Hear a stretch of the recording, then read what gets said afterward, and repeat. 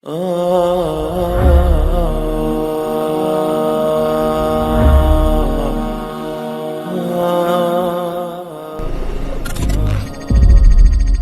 mungkin tidak asing dengan penyebutan jin korin. Satu jenis jin ini cukup banyak disebut dalam obrolan kita. Banyak yang meyakini bahwa dia adalah jenis jin yang diciptakan untuk mengikuti manusia. Benarkah demikian itu? Dan apakah jin ini bersifat baik atau justru sebaliknya? Untuk lebih jelasnya, mari kita simak uraian kami berikut ini.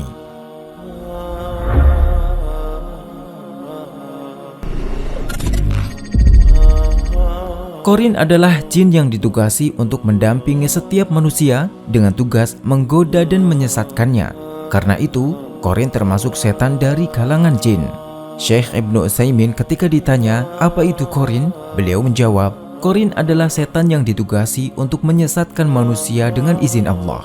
Dia bertugas memerintahkan kemungkaran dan mencegah yang ma'ruf, sebagaimana yang Allah firmankan dalam salah satu ayatnya.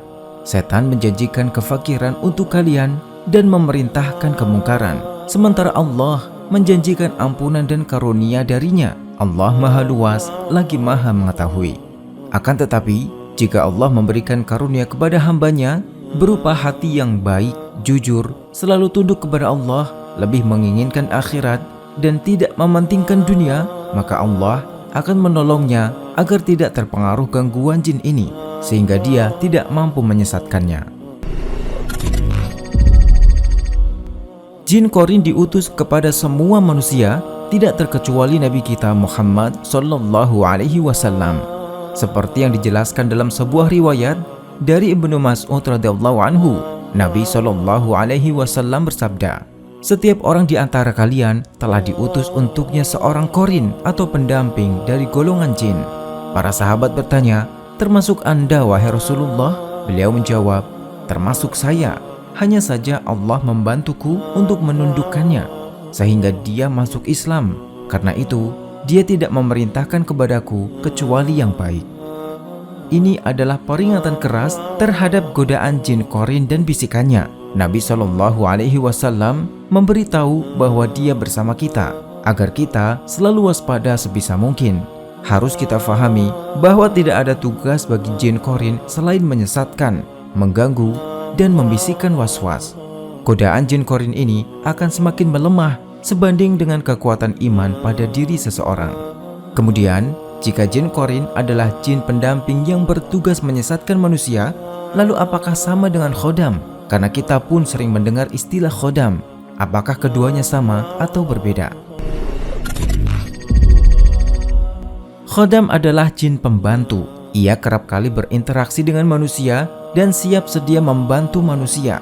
Namun perlu difahami bahwa khodam pun merupakan jin yang senantiasa menipu manusia demi kepentingannya sendiri. Karena mustahil jika jin benar-benar ingin dikuasai oleh manusia. Hanya Nabi Sulaiman alaihi salam yang memiliki mukjizat untuk mengendalikan dan menguasai jin.